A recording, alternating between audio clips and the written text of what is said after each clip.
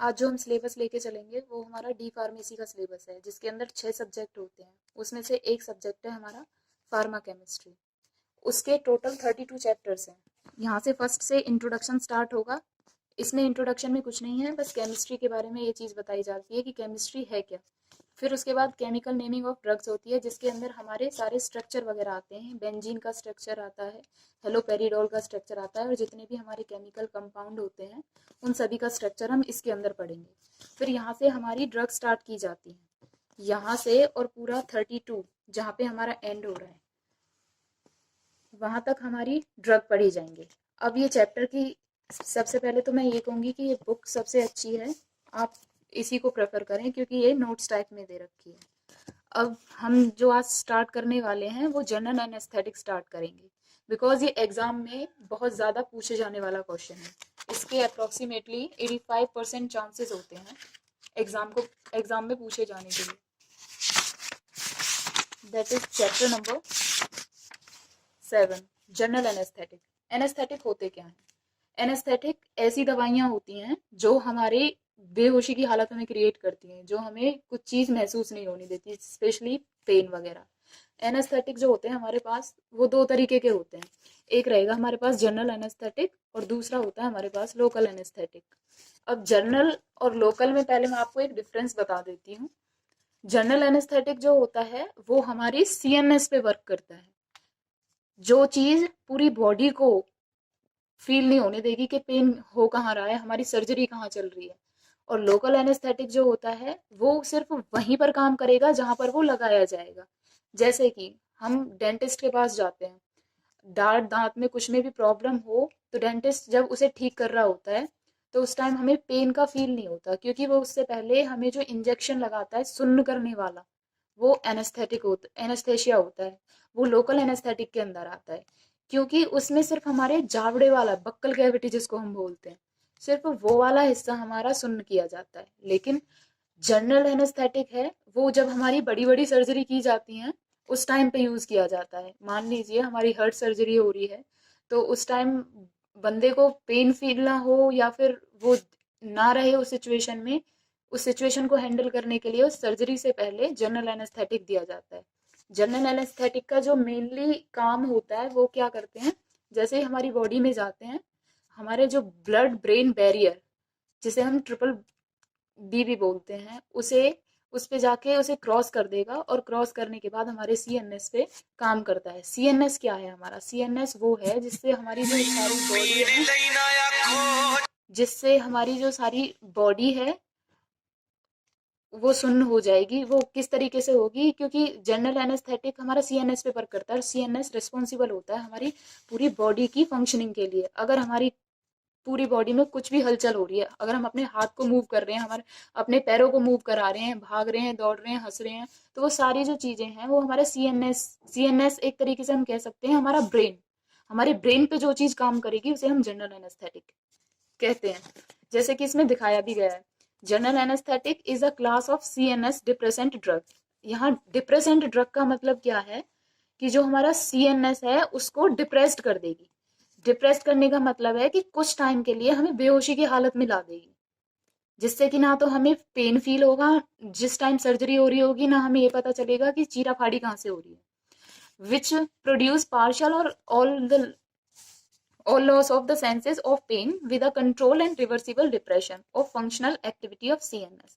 जैसे कि कुछ टाइम के लिए मान लीजिए एनेस्थेसिया है वो हमारे डिवाइडेड होते हैं, कि कुछ एनेस्थेसिया है वो 4 घंटे तक वर्क करेंगे, कि बंदा है जो 4 घंटे के लिए अपनी कॉन्शियसनेस, अपनी जो सचेत पोजीशन है वो खो देगा। और कुछ एनेस्थेटिक ऐसे होते हैं कि पूरे 24 घंटे के लिए भी काम किए जाते हैं। अब इसका ना एक डिसएडवांटेज होता है जनरल एनेस्थेटिक का, जो हमारे सीएनएस पे वर्क कर रहा है। सीएनएस पे वर्क कर रहा है और उसका क्या मतलब होता है, हमारी बॉडी को सुन्न कर देता है, हमारी बॉडी कुछ भी वर्क नहीं कर पाएगी।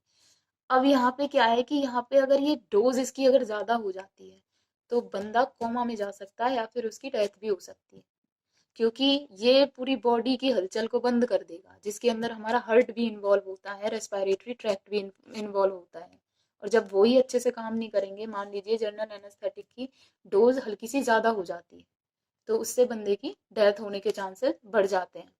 अब ये ज़रूरत हमें किस लिए पड़ती है ये मैंने बता ही दिया है कि हमारी जो मेजर सर्जरी होती है, बड़ी बड़ी सर्जरी होती हैं, हार्ट सर्जरी हो गई, बाईपास सर्जरी होती है उसकी, और बाकी सारी चीज़ों के लिए। और लोकल एनेस्थेटिक जब हमारी छोटी छोटी सर्जरी होती है, जैसे मान लीजिए हमारी उंगली में कुछ हो गया, तो उसका जो ट्रीटमेंट किया जाएगा उस दौरान हमें लोकल एनेस्थेटिक दिया जाएगा। तो ये सबसे बड़ा डिफरेंस था जनरल एनेस्थेटिक में और लोकल एनेस्थेटिक में। अब जनरल एनेस्थेटिक वर्क कैसे करता है, जो इसके खास बात होनी चाहिए, इसके अंदर तीन चीजें होनी चाहिए। एक तो एनाल्जेसिक, जो हमें दर्द को महसूस ना होने दे। दूसरा अनकॉन्शियसनेस, जो कि हमें बेहोश कर दे। अब बेहोश हो जाएगा इंसान तो काम तो कुछ करेगा नहीं, उससे क्या होगा, मसल रिलैक्सेंट। उससे ये है कि हमारी जो मसल्स हैं वो बिल्कुल आराम वाले फेज में पहुंच जाएंगे। इससे क्या रहेगा, however no single drug fulfil all requirement. अब जैसा कि हमें पता है कि आइडियल तो कुछ भी चीज़ नहीं होती, ठीक उस तरीके से ही जनरल एनेस्थेटिक है। इसलिए ना हम इनको कंबाइंड फॉर्म में देते हैं।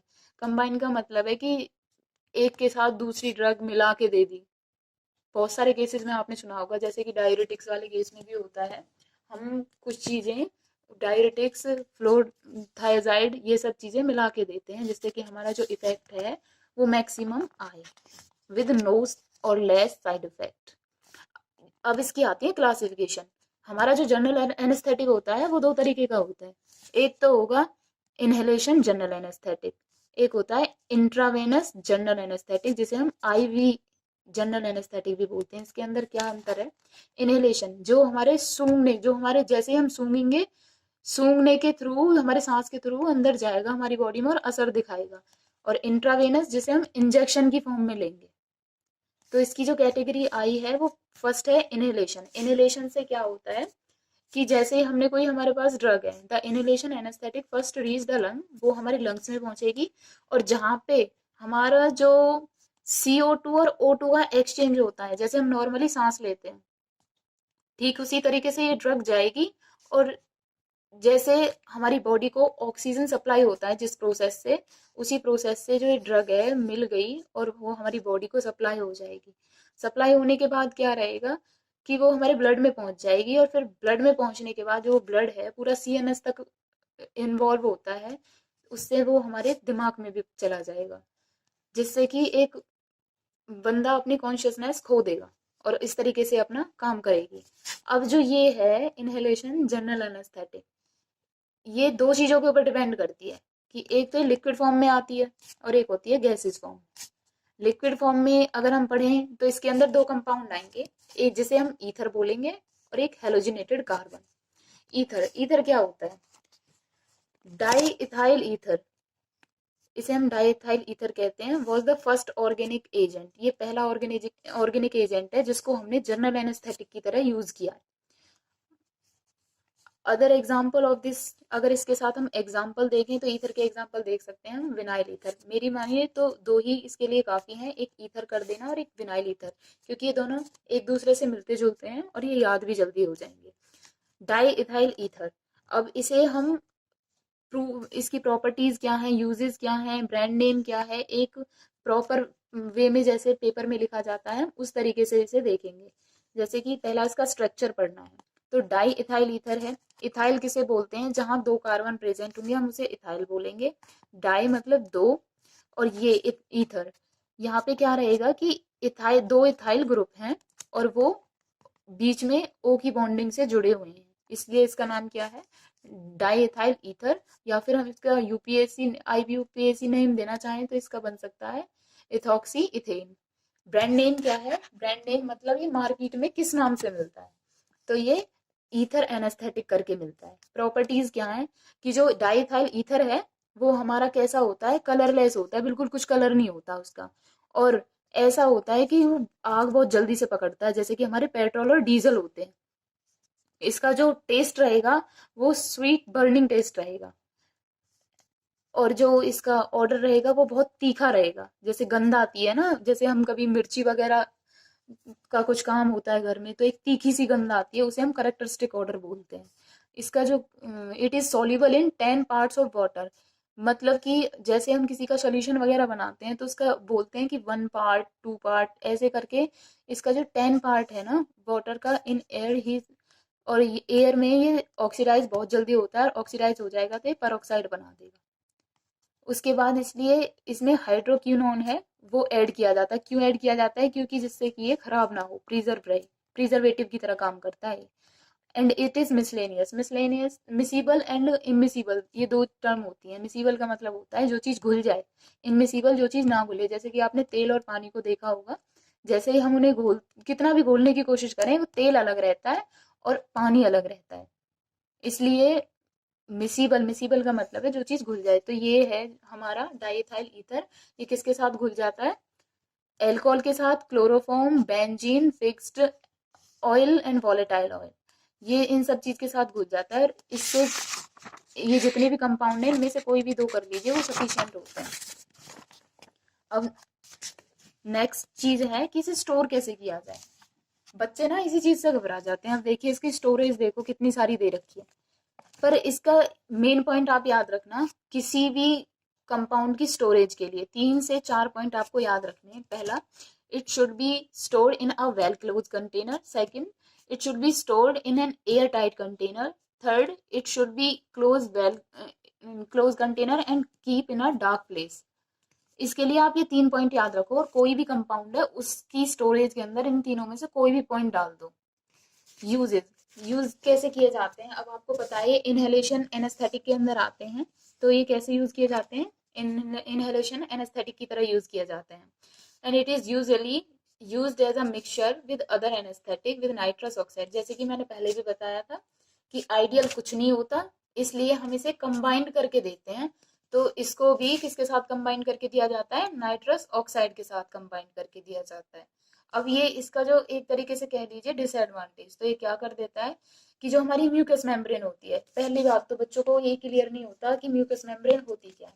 म्यूकस मेम्ब्रेन होती है हमारी अंदर वाली जो लेयर होती है ना, जैसे कि हम अपना मुंह खोलते हैं तो हमारे लिप्स की जो अंदर वाली लेयर होती है, वो चीज हमारी म्यूकस मेम्ब्रेन होती है।